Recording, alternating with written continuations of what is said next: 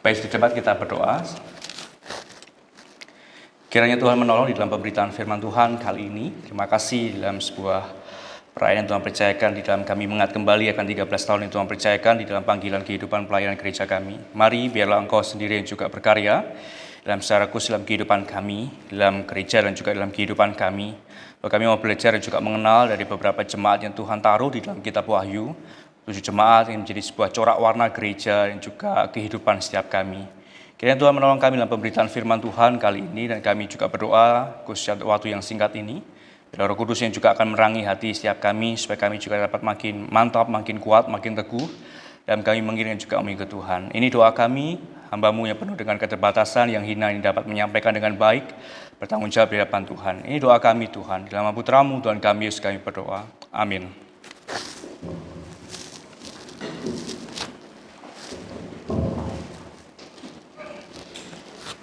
Baik, selamat siang Ibu Bapak. Sekali lagi selamat siang. Ya, meneruskan kembali khususnya untuk di dalam ucapan daripada BP Sinode, khususnya untuk perayaan kita yang dalam mengingat kembali kesetiaan Tuhan ke 13 tahun Tuhan percayakan. Nah, hari ini kita akan belajar mengenai sebuah tema yang sekaligus juga menganalisa dalam kehidupan pelayanan kita Ibu Bapak, yaitu mengenai tentang gereja ya. Tentu ini menjadi sebuah teks yang mungkin akan kita pelajari karena mengingat kembali akan beberapa topik yang sudah kita baca bersama mengenai tentang reformasi, dan kita akan masuk di dalam beberapa corak warna daripada gereja ya. Jadi ini juga menjadi sebuah hal yang baik untuk kita juga dapat bisa belajar dari sebuah kitab yang mungkin juga menjadi sebuah pertanyaan bagi kita ya. Mengapa kitab Wahyu itu nggak pernah tapi jarang disentuh gitu ya. Ya, kita akan belajar bersama. Kita juga mungkin mengingat ya, waktu pendeta ya Moses Swanton juga mengajarkan kita mengenai satu jemaat juga, yaitu Laodikia ya.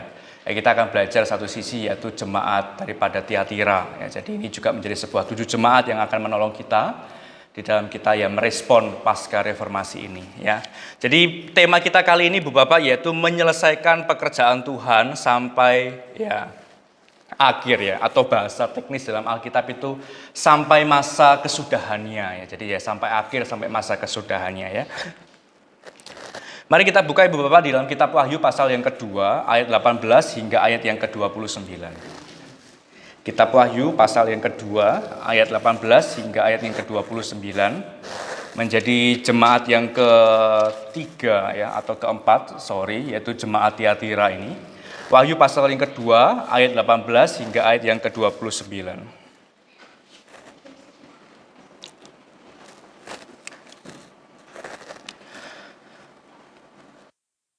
Wahyu pasal yang kedua, ayat 18 hingga 29. Saya akan bacakan buat kita semua.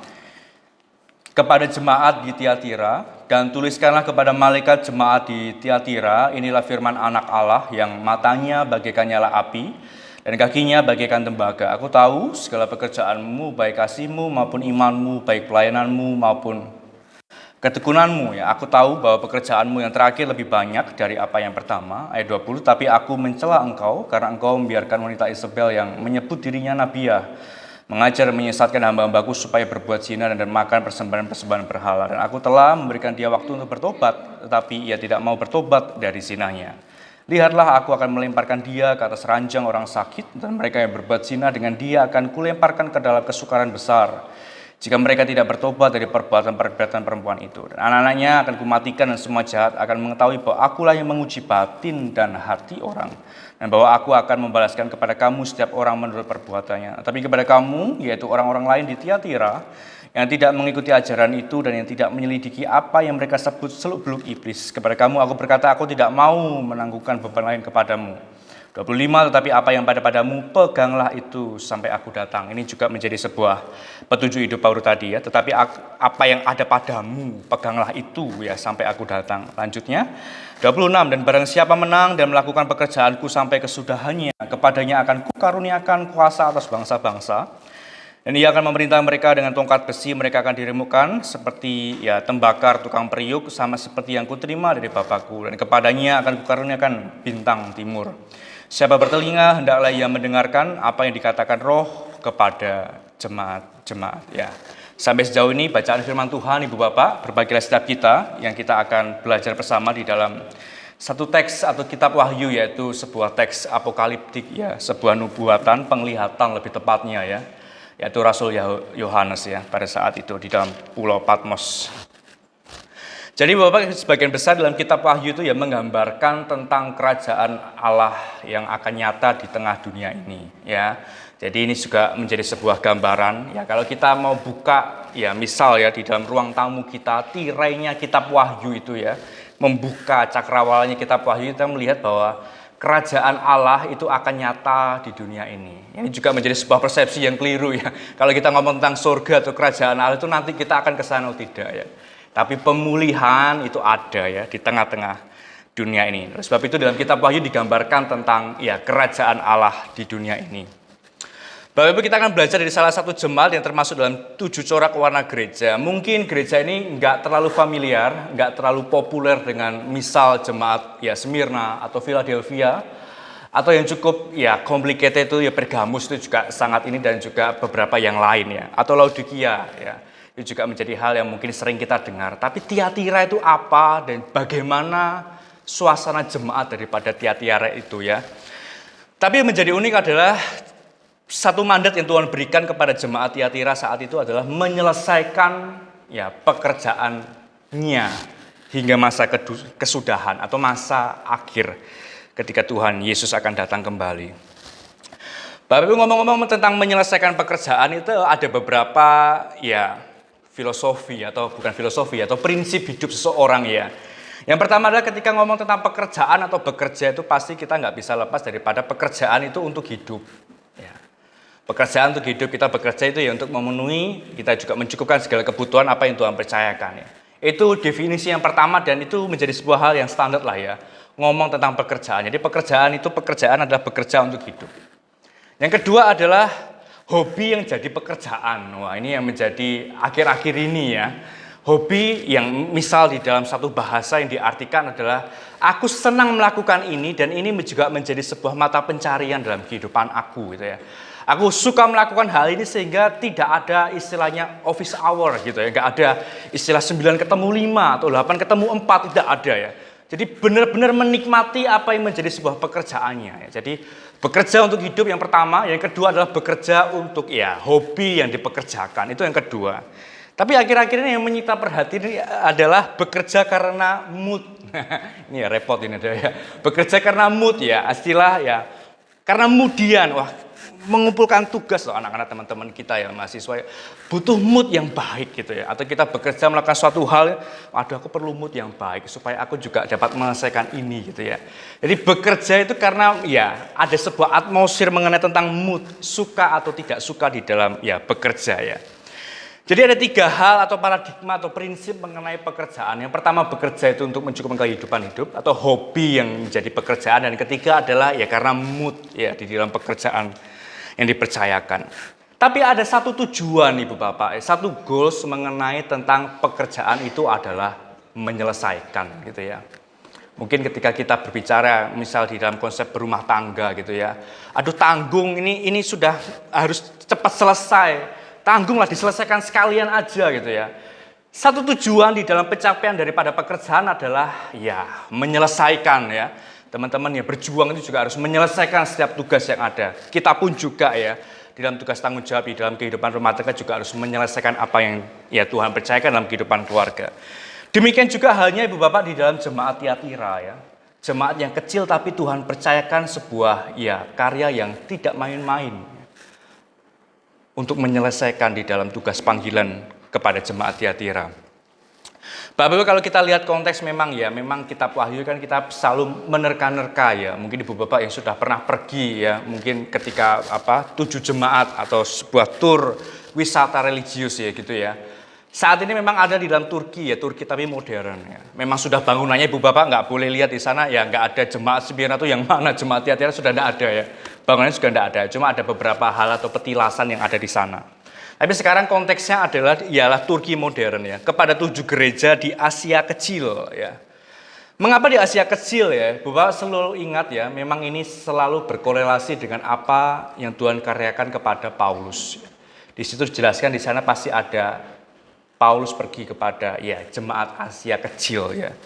Memang secara geografis gereja-gereja tersebut terletak di sepanjang rute perdagangan melingkar yang mempertemukan bagian-bagian provinsi yang paling padat penduduknya dan berpengaruh. Ini cara Tuhan yang luar biasa ya. Mengapa kepada 7 jemaat ya? Mengapa kepada ya satu tempat ya untuk dimana pemberitaan Injil itu ya masif dan juga ya sangat terhubung ya, align satu dengan yang lain ya. Itulah ya kehebatan dan juga ya Allah kita ya. Memakai setiap hal di dalam konteks kehidupan perjalanan kehidupan kita, demikian juga hidup kita gitu ya. Itulah ya perjalanan kehidupan kita ketika kita melihat, mengikut dan juga mengiring Tuhan. Lalu beberapa apa yang kita tahu tentang Tiatira ya? Apa yang kita tahu tentang jemaat Tiatira? Kota Tiatira itu tidak begitu terkenal, relatif kecil dibandingkan kota-kota lain ya. Kita mengenal Efesus. Kemarin pendeta ya Domingus ya juga mengajarkan kita tentang satu jemaat yaitu Filipi gitu ya. Juga sangat menterengi jemaat itu ya, dan Efesus juga ya, dan Smyrna, Laodikia ya, yang kita kenal juga suam-suam kuku Laodikia kita juga sering kenal dan juga familiar ya. Tapi awalnya Tiatira didirikan sebagai kota pertahanan untuk melindungi kota Pergamus yang adalah pusat pemerintahan. Nah, ini jemaat Pergamus ini juga salah satu jemaat yang complicated saat itu ya.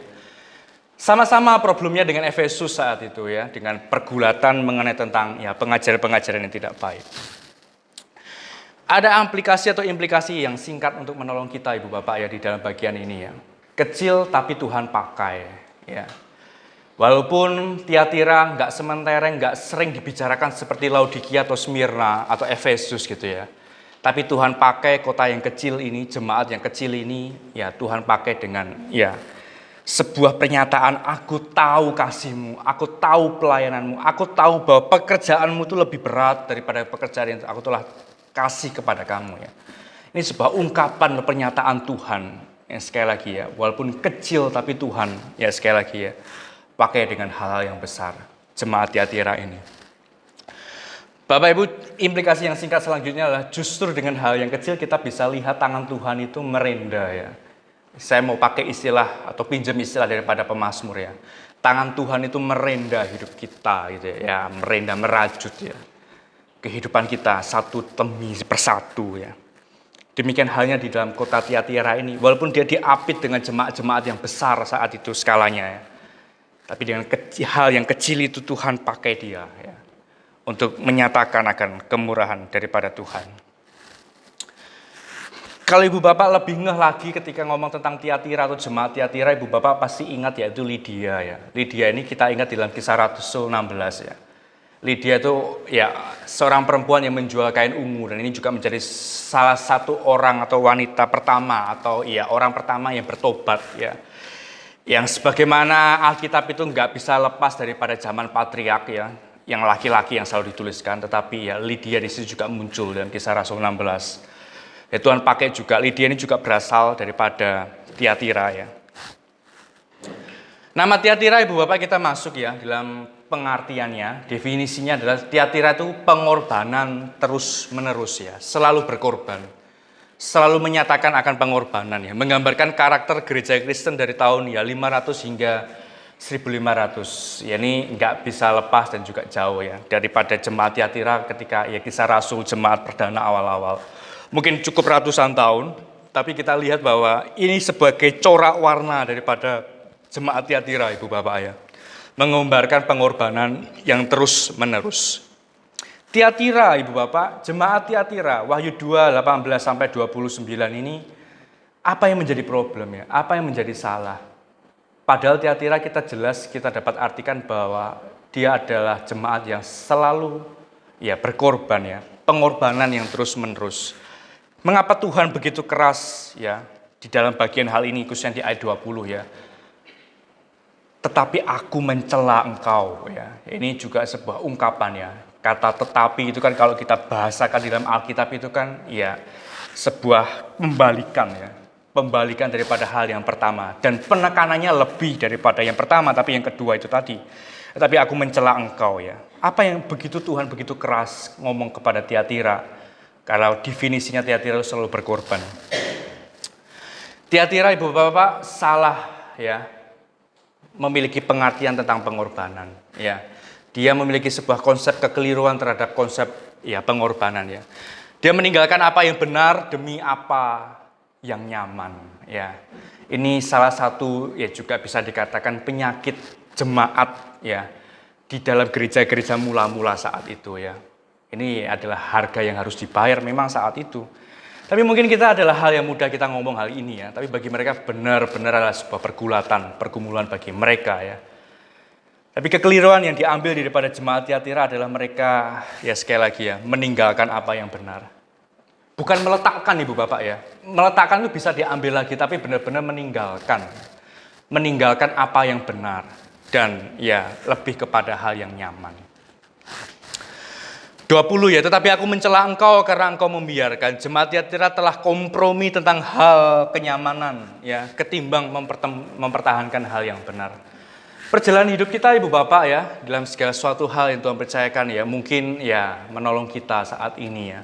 Ada hal-hal yang membuat kita bisa nyaman, tapi sekali lagi Tuhan ngomong bahwa ya, ketika kamu mengikut aku adalah ada hal salib yang sekali lagi yang harus kamu tanggung ya. Bukan salib itu yang kita potong supaya kita ringan, tidak ya. Tapi sekali lagi penyertaan Tuhan ya, menolong, memampukan kita di dalam bagian ini. Mempertahankan hal yang benar ya. Tiatira saat itu diberhadapkan dengan lingkungan dan para penyusup yang muncul ya. Nanti kita juga mengenal istilah hal ini mengapa muncul ya di dalam kitab Wahyu ya. Tapi kita akan belajar Ibu Bapak bahwa Tiatira saat ini juga diperhadapkan dengan pengajaran atau isu-isu yang membuat mereka goyah ya. Membuat mereka mengapa kamu harus bertahan dengan iman yang kau sebut sebagai kenal Tuhan Yesus Kristus ya. Pertanyaan mengapa selalu muncul di dalam kehidupan jemaat Tiatira ini bukankah juga pergulatan kita saat ini ya. Aduh ikut Tuhan ini juga sulit, ikut Tuhan ini juga makin beban, makin berat gitu ya. Tapi ya inilah ya. Inilah hal yang mungkin kita bisa contoh daripada telatan daripada jemaat Tiatira ya. Di dalam dia ya memandang sebuah konsep di dalam pengorbanan. Lantas mengapa jemaat Tiatira mempunyai sikap yang demikian ya?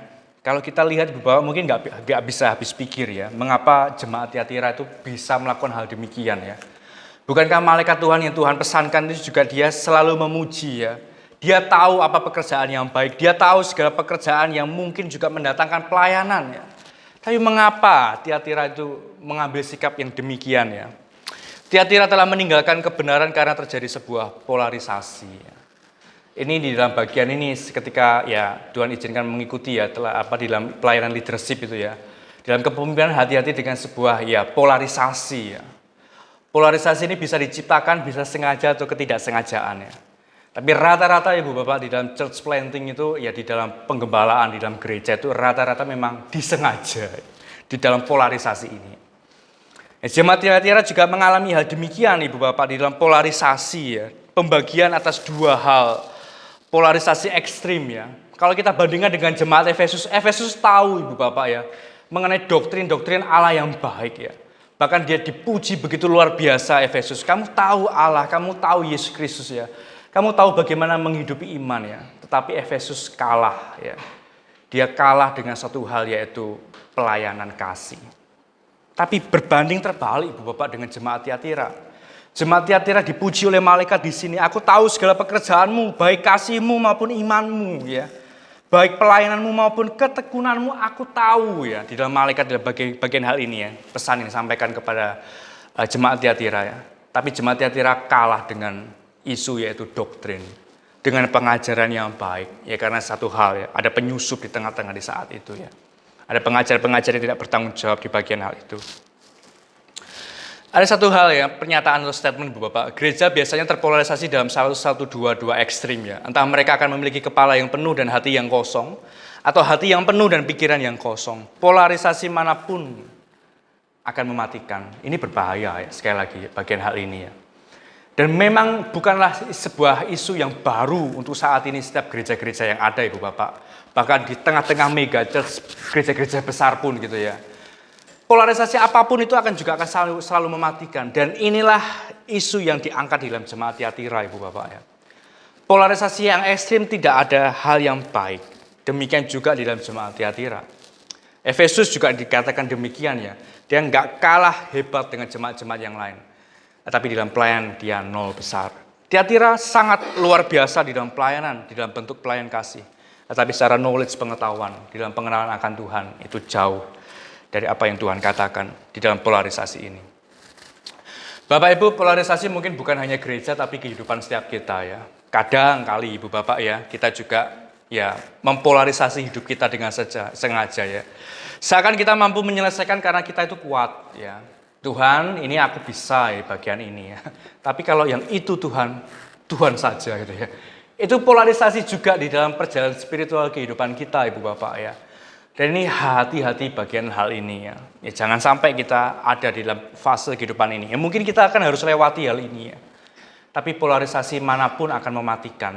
Dan kita nggak bisa melihat atribut Allah yang luar biasa dalam kehidupan kita. Ya. Karena ya Allah kita diajarkan bagaimana Allah yang absolut. Allah yang selalu ada dalam kehidupan kita yang benar-benar nggak bisa terbagi-bagi yang lain. Dan dia adalah satu adanya.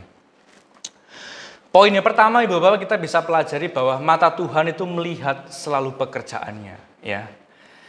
Jadi dalam kepada jemaat Tiatira itu mengapa pembukaan dan tuliskanlah kepada malaikat jemaat di Tiatira, inilah firman anak Allah yang matanya bagaikan nyala api. Ya.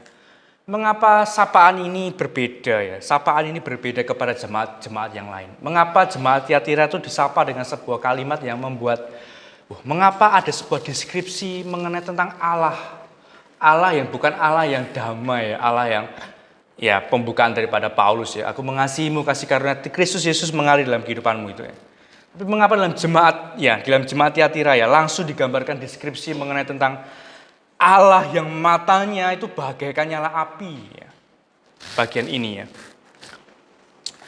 Bapak Ibu, salah satu pergulatan mula-mula gereja atau mitologi kuno Romawi ya saat itu ya memang nggak bisa lepas daripada dewa-dewa ya. Dan dewa-dewa yang digambarkan kepada pergulatan jemaat Tiatira itu adalah dewa Apollo ya. Ibu Bapak ingat ya ada beberapa hal cerita mengenai dewa Apollo ya. Ya nggak bisa lepas daripada Zeus juga bapaknya itu ya. Tapi kita bisa lihat memang nggak bisa lepas daripada mitologi kuno hal demikian kepada jemaat-jemaat gereja awal-awal perdana pada saat itu Ibu Bapak ya. Dalam mengingat konteks penulisan kitab Wahyu ini, gambaran yang digunakan dalam menyapa jemaat Tiatira itu matanya bagaikan nyala api. Ini adalah sebuah gambaran yang tepat ya. Rasul Yohanes langsung ya memposisikan bahwa Tuhan Yesus itu jauh daripada dewa Apollo yang digambarkan sebagai dewa terang atau dewa, bisa dikatakan dewa yang menerangi, melindungi setiap perdagangan saat itu ya. Jadi langsung diposisikan, disamakan ya atau dibattlekan gitu ya, langsung digambarkan dua hal demikian ya. Kalau kamu mengagung-agungkan dewa Apollo ya, kamu lupa bahwa kita punya Tuhan Yesus ya, yang matanya bagaikan nyala api ya. Dewa kebanggaan Apollo yang bersinar seperti matahari dan mengawasi perdagangan perunggu ya, tetapi Yesus itulah jauh melebihi sinar dan terang itu ya. Banyak sekali Ibu Bapak ya, sinar-sinar kemuliaan Allah juga menerangi di dalam perjalanan para kisah-kisah orang-orang baik, orang-orang yang tercatat di dalam Alkitab ya. Ya, Paulus sampai buta ya dalam bagian ini, dan banyak hal juga yang lain ya, bahkan nggak bisa lihat pun gitu ya di dalam bagian ini. Tapi ya itu tadi Ibu Bapak ya, kalau kita kesampingkan Allah kita ya, Allah kita benar-benar keren Ibu Bapak ya, Allah kita benar-benar dahsyat, Allah kita tuh ya, kita punya Tuhan yang besar lah ya dari segala ilah atau Allah yang lain, dan itu menjadi sebuah kebanggaan kita ya, hal yang prestisius dalam kehidupan kita, hal yang berharga ya dalam kehidupan kita. Kita punya Allah yang besar di dalam kehidupan kita. Allah dan atributnya Ibu Bapak ya, mata bagaikan nyala api melambangkan sifat Allah yang maha tahu, sifat Allah yang menyelidik sampai ke dalam ya. Ini kalau kita lihat juga Musa ya, ketika saat itu bahkan yang nggak boleh jauh ya, karena itu adalah hal yang tidak kudus, kamu harus menanggalkan kasut dan sebagainya. Jadi atribut ini digambarkan bukan serta-merta bahwa aku ini ya Allah sebagaimana Allah yang gagah-gagahan, tidak ya. Tapi deskripsinya itu menolong kita ya. Bahwa mata Allah yang terang itu yang tidak tertutup oleh kegelapan apapun. Mata yang bisa menembus sampai ke dalam. Bapak Ibu ya, izinkan saya juga menyatakan demikian dalam bagian hidup kita saat ini ya. Mata Tuhan melihat ya hidup kita saat ini. Sekali lagi ya, kita bisa pakai daripada pendekatan-pendekatan yang lain ya. Pergumulan kita berat, makin kesini makin hal-hal yang mungkin merintangi kehidupan kita ya. Tapi izinkan saya mengatakan bahwa ya mata Tuhan itu tertuju dalam kehidupan kita ya. Mata Tuhan itu bukan juga nyala api yang memang menyeramkan, tapi mata Tuhan yang meneduhkan hati kita ya. Ketika ya sumpeknya hidup kita, risaunya kehidupan kita ya. Mata Tuhan itu membawa damai. Ya, menilik hati hidup kita saat ini. Mungkin nggak terlalu jelas ya gambarannya ya, tapi ini salah satu gambaran ya, salah satu anak yang mungkin cukup terkenal dan salah satu cukup booming tapi di tahun 2000 awalan ya, lukisan ini ya. Lukisan ini ya sorry mungkin spellnya agak salah ya, Arkai Galeri ya. Dia salah satu anak yang Tuhan percayakan di dalam talentanya itu, walaupun di usia dini dia bisa mempunyai lukisan-lukisan yang baik. Dan dia saat ini juga sebagaimana misionaris, dia juga melayani beberapa karya-karya lukisan itu. Ibu Bapak juga lihat ya, lukisan yang baik juga ya. Lukisan misal kayak Prince of Peace itu juga karyanya dia ya. Tapi dia ada sebuah gambaran yang cerita ya, pengalaman hidupnya ketika dia menuliskan gambaran-gambaran Tuhan Yesus ini ya. Suatu kali dia bingung ya, ketika dia menuliskan, menggambarkan sketsa wajah. Dari anak dia dididik ketika menggambarkan itu pemandangan ya pantai, gunung dan lain sebagainya. Tapi suatu kali dia itu pengen menggambarkan tentang wajah. Nah, Ibu Bapak yang mungkin ahli ya dalam sketch atau ya di dalam lukisan itu, melukis atau menggambar gitu ya. Ada beberapa perubahan di sana ya. Salah satunya adalah tentang modeling. Jadi dia perlu seorang model saat itu untuk menggambarkan sketsa wajahnya ya. Jadi dia menggambar sketsa wajah itu dan tapi saat itu dia tidak mendapatkan model itu ya. Nah, waktu selesai dia bangun pagi ya, Arkai ini dia bangun pagi terus dia merengek kepada ibunya, tolong kasih aku seorang model, seorang pria. Jadi digambarkan ya. Dan gambarnya ini yang bagian ini Ibu Bapak ya. Nah, ibunya tuh mencari ya memberikan sebuah gambaran atau iklan gitu ya, mencari model untuk ya anaknya itu melukis gitu ya. Suatu kali ada orang yang menelpon dan itu teleponnya itu ya anonim ya, nggak ada namanya ya. Dan dia cuma hanya menjelaskan bahwa aku ini seorang tukang kayu. Ya, aku seorang tukang kayu dan aku siap untuk menjadi model daripada lukisan anakmu ini gitu ya. Dan dia datang hanya mungkin waktu hampir ya nggak sampai 1 harian melukis itu ya. Lalu dia pulang dan tidak bisa dihubungi kembali sang model itu ya, yang menggambarkan dia adalah seorang tukang kayu itu. Dan pada endingnya bahwa ya Arkai ini ya dalam perjalanan spiritualnya dia baru mengerti bahwa hal itu Tuhan izinkan terjadi dalam kehidupannya, bahwa lukisan karya tangan yang indah itu Tuhan pakai untuk memuliakan nama Tuhan. Ya kita bisa mungkin mengartikan bahwa itu Tuhan Yesus, ya itu mungkin juga bisa berlebihan atau bagaimana. Tapi ya kita lihat bahwa lukisan-lukisan yang indah yang mungkin bisa kita lihat itu Bapak ya. Mata Tuhan walaupun dia bagaikan nyala api, tapi dia juga mata yang meneduhkan hati dan pikiran kita. Bahkan melihat diri kita lebih dalam, jauh daripada apa yang kita kenal dalam diri kita. Dan banyak Ibu Bapak karya-karya ini pun juga dijual untuk ya pelayanan misionaris dan juga pelayanan anak-anak yang lain. Implikasi Ibu Bapak, yang pertama adalah mata Tuhan dalam merespon pekerjaannya seperti kondisi jemaat Tiatira yang punya pergulatan dengan prinsip pengorbanan. Sejatinya dia adalah Allah yang mampukan kita untuk menyelesaikan apa yang Tuhan Allah percayakan ya. Tema HOT kemarin kita lihat bahwa Tuhan yang memulai, Tuhan yang meneruskan. Dan gak berhenti kepada Tuhan yang meneruskan, tapi Tuhan yang mampukan untuk menyelesaikan hingga masa kesudahannya ya. Ini bukan berbicara tentang gereja saja, tapi bekerja tentang ya kesehatan kita mungkin saat ini ya, yang mungkin struggle dalam kesehatan ya, atau dalam bisnis usaha pekerjaan kita, atau dalam sebuah hal yang mungkin Tuhan percayakan lebih besar dalam kehidupan setiap kita ya. Menyelesaikan dari mata Tuhan ya, demikian halnya hidup kita saat ini ya. Kalau pekerjaan dan perjalanan kita mudah, seorang bisa jadi peran kita. Justru karena pekerjaan dan perjalanan kita tidak mudah, Tuhan percaya hanya kita yang bisa menyelesaikan. Ini sebenarnya saya mengutip ketua sinode kita ya, Pendeta Hadi ya.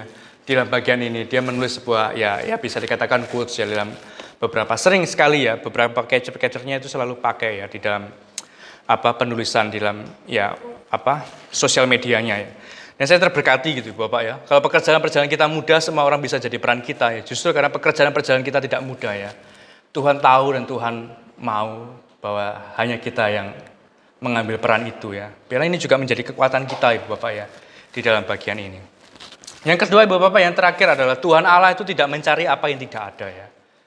Menyelesaikan pekerjaan yang Tuhan percayakan itu Tuhan tidak mencari apa yang tidak ada. Tapi Tuhan mencari apa yang sudah ada itu untuk Tuhan pakai ya di dalam pekerjaannya. Demikian juga dalam kehidupan kita ya. Sebenarnya ide dari kata ini mungkin nggak bisa lepas daripada ya faithfulness ya, atau kesetiaan atau iman ya. Apa yang ada padamu ya, ada apa ya, maksudnya apa yang ada padamu ya. Jadi ini istilah kan ya Tuhan sebenarnya sudah berikan iman itu gitu. Dan yang menjadi hal yang sayang dalam jemaat Tiatira, dia meninggalkan hal itu. Ini terlihat di dalam perkembangan ayat ke-19 ya. Dari kasih mereka muncullah pelayanan yang dicirikan oleh ketekunan dan kesetiaan ya. Dari iman yang muncul itu makanya muncul pelayanan, muncul di dalam kesetiaan, muncul yaitu ketekunan di dalam pelayanan di dalam jemaat Tiatira ya. Itulah yang Tuhan berikan dalam kehidupan kita ya. Iman yang sekali lagi ya, menolong kita untuk mengerti langkah-langkah yang Tuhan beri dalam kehidupan kita. Tapi ya ini bagian yang cukup ekstrim ya Bapak ya. Saya pun juga sempat tanya ya, bahkan juga diperlengkapi sama Losa Jonathan juga beberapa komentar yang baik, yang bagus juga ya. Mengenai tentang ya, siapa ini peran di sini? Masa kata Isabel ini kan muncul di satu raja-raja ketika ya dipinang oleh Ahab gitu ya. Mengapa muncul di kitab Wahyu ya? Apa bangkit lagi atau muncul lagi gitu ya? Ternyata enggak, ada sebuah gambaran atau lengkapan daripada sebuah figuratif yang muncul dalam kitab Wahyu ya. Nah, tapi aku mencela engkau karena engkau membiarkan wanita Isabel yang menyebut dirinya nabi yang mengajar dan menyesatkan hamba-hambaku ya. Nama Isabel ibu bapak mungkin ingat selalu dalam 1 Raja-Raja 16 ya. Ini ya ketika ya menjadi istri daripada Raja Ahab. Dan walaupun pada saat itu pemerintahan Raja Ahab baik sekali Israel. Tapi ketika salah di dalam bagian hal ini ya mengacau balokan ya. Berkembang pesat penyembahan berhala. Sangat mungkin ibu bapak kalau ibu bapak lihat ya, jemaat Tiatira sebelumnya itu jemaat Pergamus. Ini orang ibu bapak ya, ini muncul ya di dalam dua bagian jemaat ini ya. Dan ini juga yang disampaikan oleh malaikat kepada jemaat Pergamus, jemaat Tiatira, bahkan juga jemaat yang di awal tuh ya, Efesus ya. Ya kalau kita kenal istilah ijiran daripada Nikolaus sebenarnya. Tapi Bapak kita nggak berhenti di situ ya, Tuhan tidak berhenti, Tuhan tidak mencela saja ya, aku mencela engkau nggak sampai berhenti di situ ya. Itu ya uniknya Tuhan kita itu Bapak ya. Kalau Tuhan kita itu mau hitung-hitungan ya sama kita ya, ya kita mungkin sudah ya sudah finish, sudah selesai gitu ya. Tapi ya kasih karunia Tuhan itu loh, menolong hidup kita ya. Kesalahan kita itu Tuhan yang memampukan kita ya. Tetapi apa yang ada padamu, peganglah itu sampai aku datang. Apapun yang sudah kamu miliki, pegang saja. Ya, ini bagian yang baik untuk menolong kita ya. Bapak Ibu terkadang kita berpikir ya, mungkin Tuhan punya daftar A, B, C, D, E, F, G sampai Z ya. Terus seakan-akan kita itu ya punya kekuatan supaya kita enggak menyerong ke K, menyerong ke E, ke J, ke L yang M, N, O, P. Kita seakan membuat Tuhan itu terkesan supaya kita itu kuat ya. Tapi sebenarnya kita itu ya Bapak ya, sekali lagi ya. Hanya belas kasih Tuhan ya. Kita ada sampai saat ini Bapak ya.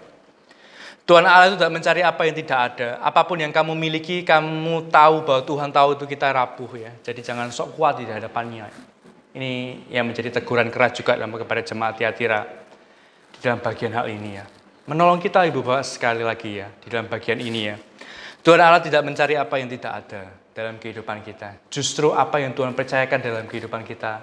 Ya, mari Tuhan berbelas kasih dalam kehidupan kita. Supaya kita juga bisa menyelesaikan tugas tanggung jawab dalam kehidupan kita.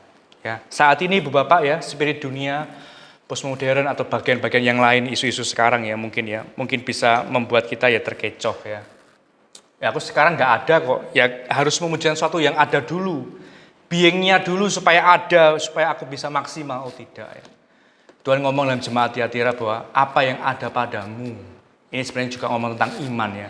Iman yang Tuhan anugerahkan dalam kehidupan kita ya. Tuhan tidak mencari apa yang tidak ada. Tuhan mencari yang ada. Sekalipun ya Bapak, iman kita penuh pergulatan, penuh pertanyaan. Tuhan mau pakai itu ya. Untuk mendatangkan berkat yang nyata dalam kehidupan kita. Dan terakhir Bapak, teladan ini sudah dibentangkan ya, menyelesaikan pekerjaan ini kita nggak bisa lepas daripada Tuhan Yesus Kristus ya. Selesai ya. Jadi ketika Tuhan Yesus terakhir ya, 7 perkataan salib yang terakhir ya, sudah selesai gitu ya. Itu juga menjadi sebuah teladan dalam kehidupan kita ya. Yesus pun juga kalau andai saja dia mau memalingkan cawan murka Allah itu ya. Mungkin yang nggak ada kata ini ya. Tapi Tuhan Yesus, Tuhan kita sudah menyelesaikan bahwa ya ini sudah selesai segala sesuatu. Karena keselamatan Ibu Bapak sudah dikerjakan dan itu Tuhan anugerahkan kehidupan kita ya. Jadi jangan sekali lagi kita nggak boleh khawatir ya. Sekali lagi secara manusia boleh khawatir ya. Tapi sekali lagi ya, Tuhan sudah menyelesaikan apa yang Tuhan sudah kerjakan, karyakan. Demikian juga ya, tema HOT kita Tuhan yang sudah memulai, Tuhan yang meneruskan, Tuhan yang juga akan menyelesaikan. Kehidupan kita juga saat ini, mungkin kita juga ada di fase mungkin bertanya, Tuhan ini diteruskan atau tidak, Tuhan ini lanjut apa tidak, ya, usaha pekerjaan atau kesehatan yang ada. Tapi percayalah sekali lagi ya, Tuhan tidak mencari apa yang tidak ada, Tuhan mencari apa yang ada saat ini dalam kehidupan kita untuk memuliakan nama Tuhan, menyelesaikan pekerjaan Tuhan sampai akhir. Soli Deo Gloria. Mari kita berdoa. Terima kasih Tuhan menolong dalam pemberitaan firman kali ini. Tuhan kembali kuatkan, teguhkan, menyelesaikan setiap hal yang Tuhan pekerjakan dalam kehidupan kami.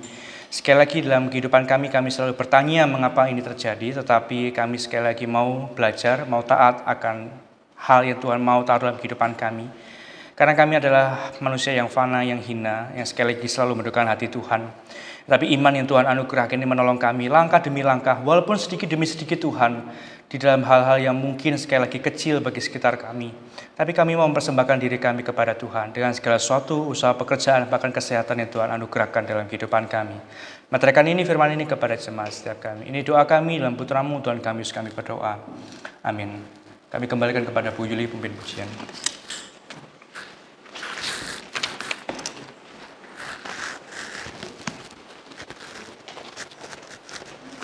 Pengumuman enggak ada?